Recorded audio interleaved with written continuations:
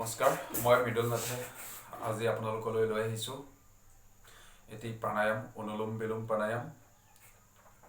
আৰু তাৰ সৰ্বপ্ৰথমে সমূহ অসমবাসী ৰাইজক ভোগালী বিহুৰ আন্তৰিক শুভেচ্ছা জ্ঞাপন কৰিলোঁ আৰু বিহুৰ উপলক্ষে এফাকি বিহু গীত আপোনালোকক গাই শুনাব বিচাৰিছোঁ। ভুল হ'লে ক্ষমা কৰিব। আৰু তাৰ আগতে ৰাইজৰ প্ৰতি মোৰ অনুৰোধ, মৃদুল নাথ য়োগা অফিচিয়েল এই চেনেলটো প্লিজ লাইক আৰু ছাবস্ক্ৰাইব কৰি দিব আৰু কাষত থকা বেল আইকনটো দবাবলৈ নাপাহৰিব, কিয়নো মই সদায় সুস্বাস্থ্যৰ সদালাপ কৰিম। সুস্বাস্থ্যৰ সদালাপৰ কাৰণে ভিডিঅ' বনাই আপোনালোকক দিম আৰু মোৰ ভিডিঅ' আপলোড কৰাৰ লগে লগে আপোনালোকে চাব পাৰিব। এতিয়া দেৰি নকৰি মই বিহু ফাঁকি গাই তাৰপিছত প্ৰাণায়ামটো কৰি দেখাম আৰু ইয়াৰ উপকাৰৰ বিষয়ে জনাম।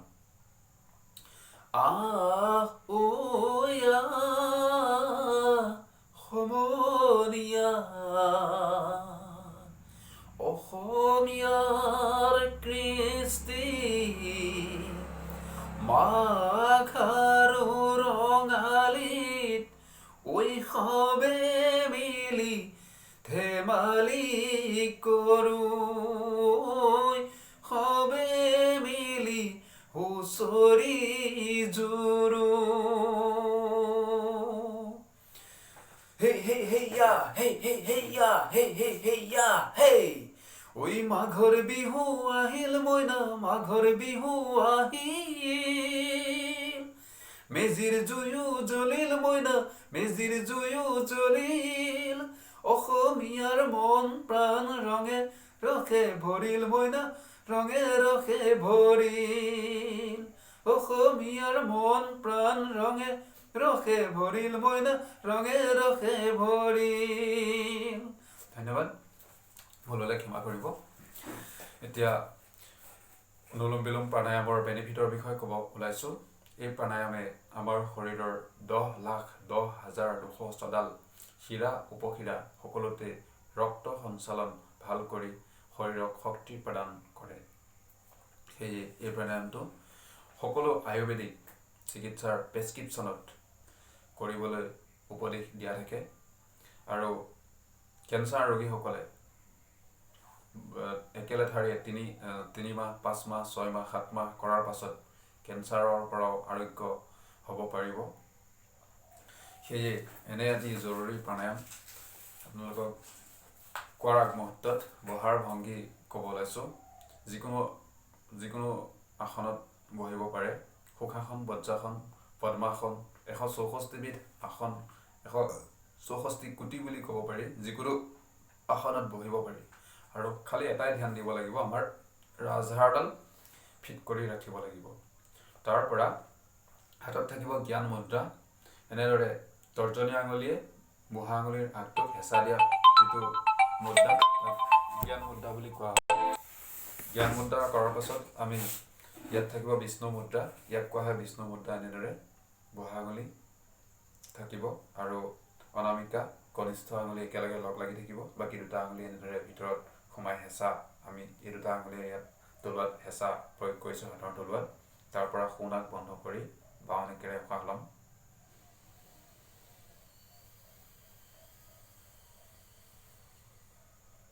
উশাহ 4 বাৰ 8 বাৰ যিমান ল'ব পাৰে।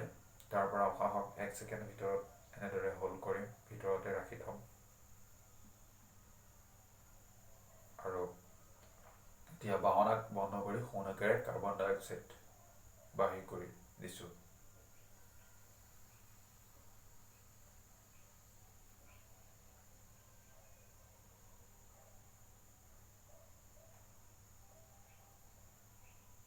চাৰি যদি লৈছে, 8, 10, 12 যিমান এৰিব পাৰে সিমান এৰিব চাব। আৰু এতিয়া আমি সোঁ নাকেৰে উশাহ লৈ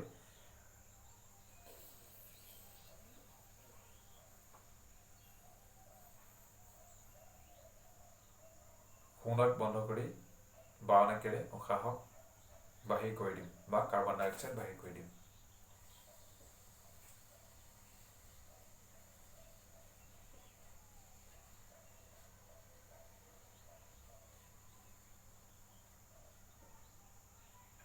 আকৌ বাওঁ নাকেৰে উশাহ লৈছোঁ।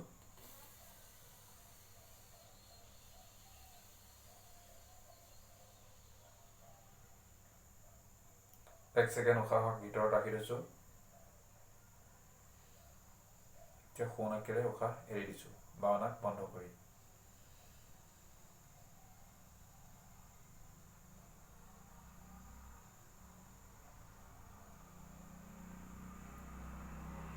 আকৌ পুনৰ সোঁ নাকেৰে উশাহ লৈছোঁ।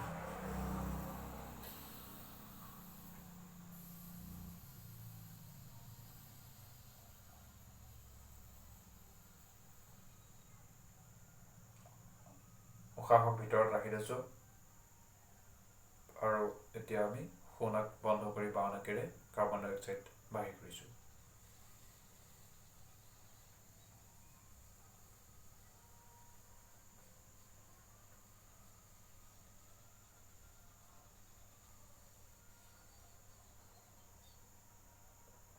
আকৌ এতিয়া আমি বাওঁ নাকেৰে উশাহ লৈছোঁ।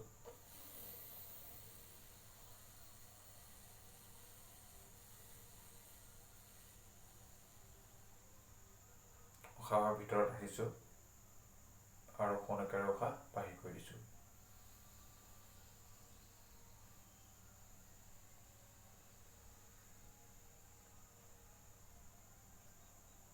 এনেদৰে প্ৰাণায়ামটো কৰাৰ সময়ত মুখেৰে উশাহ নল'ব আৰু কথা ক'ব নালাগে, কিন্তু মই এতিয়া আপোনালোকক শিকাবলৈ যাওঁতে কথা ক'বলগীয়া হৈছে। মই কথা নোকোৱাকৈ 2 মিনিটমান কৰি দেখাইছোঁ, চাওক।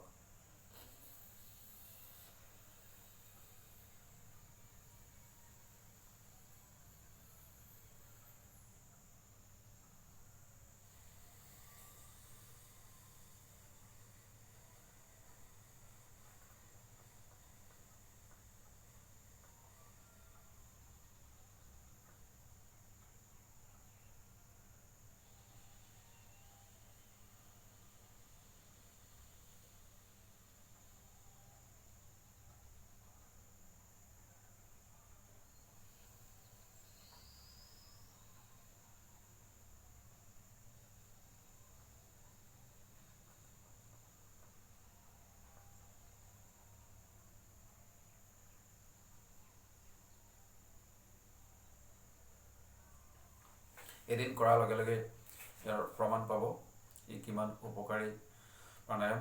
আৰু ভাত খোৱাৰ পাছতো ইয়াক কৰিব পাৰিব। ৰাতি শোৱাৰ সময়ত যিসকলৰ অনিদ্ৰা ৰোগ আছে, মানে টোপনি নহাৰ প্ৰব্লেম আছে, তেওঁলোকে ভাত খোৱাৰ পাছত একেলেঠাৰিয়ে কৰি থাকিলে নিজে নিজে টোপনি আহি যাব। 5 মিনিট 10 মিনিটৰ পৰা আৰম্ভ কৰি আধা ঘণ্টালৈকে কৰি থাকিব পাৰিব। আৰু ই সমস্ত ৰোগৰ বাবে ই এটা জৰুৰী প্ৰাণায়াম। বিশেষকৈ ব্লাড প্ৰেছাৰ কণ্ট্ৰলত আহে। মানে আপোনাৰ চুগাৰ হাই হওক বা ল' হওক, যি নহওক, দুয়োটাই কণ্ট্ৰলত আহি যায়। আৰু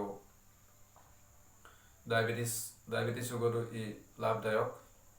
মুঠতে সকলোতে ই এটা লাভদায়ক প্ৰাণায়াম। আৰু তেনেই সহজ। 5 মিনিটতকৈ বেছি কৰিব, 15 মিনিট কৰিলে বেছি লাভ পাব, আৰু 15 মিনিটতকৈ ওপৰত কৰিলে একো ক্ষতি নহয়। আকৌ মই পুনৰ দ্বিতীয় ৰাউণ্ড কৰিছোঁ। দ্বিতীয় ৰাউণ্ড মানে একেলেঠাৰিয়ে কৰিব পাৰি, কিন্তু মই আপোনালোকক যিহেতু ক'ব লাগিব, কোৱাৰ কাৰণে দুআষাৰ কৈছোঁ।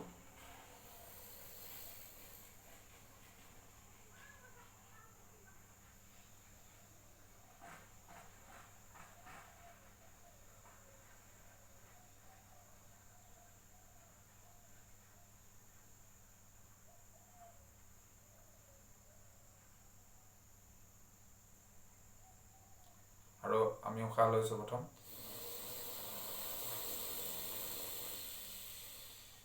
যুৱকসকলে যেতিয়া কৰিব, তেওঁলোকে চেষ্টৰ কাৰণে, যিহেতু তেওঁলোকৰ বডি ফিটনেছ ভাল লাগে, তেতিয়া কি কৰিব, উশাহক যিমান পাৰে ইয়াত ৰাখি থ'ব।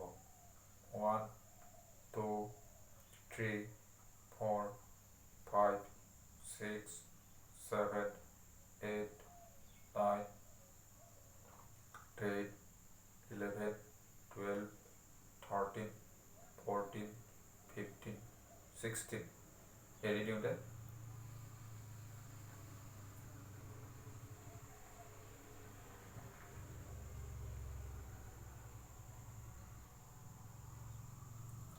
যিসকলে মানে এইটো কৰিব পৰাৰ পাছত যুৱকসকল বিশেষকৈ তেওঁলোকৰ ইঞ্জিন যিহেতু অলপ সবল থাকে, শক্তিশালী থাকে, তেওঁলোকে কি কৰিছে উশাহ চাৰি লোৱাৰ পাছত যিমান পাৰোঁ আমি উশাহক ভিতৰত সোমোৱাই থৈ এনেদৰে নাকক হোল কৰি ৰাখি থৈ দিছোঁ। চাৰি লওঁতে 16 বা 14 বা 10 ভিতৰত ৰাখি থ'ব যত্ন কৰিব আৰু তাৰ পাছত যেতিয়া উশাহ যাবলৈ চেষ্টা কৰিব তেতিয়া আপুনি 4তকৈ বেছি 6 হওক 8 হওক যিমান পাৰে ধীৰ গতিত এৰি 4তকৈ মুঠতে লোৱাতকৈ এৰাত বেছি গুৰুত্ব দিব। আৰু 4 ল'লে 16 বাৰ ৰাখিব পাৰি, 16 কাউণ্টিং ৰাখিব লাগে চুগৰ মতে, বা তাতোতকৈ কম ৰাখি থ'লেও একো ক্ষতি নহয়।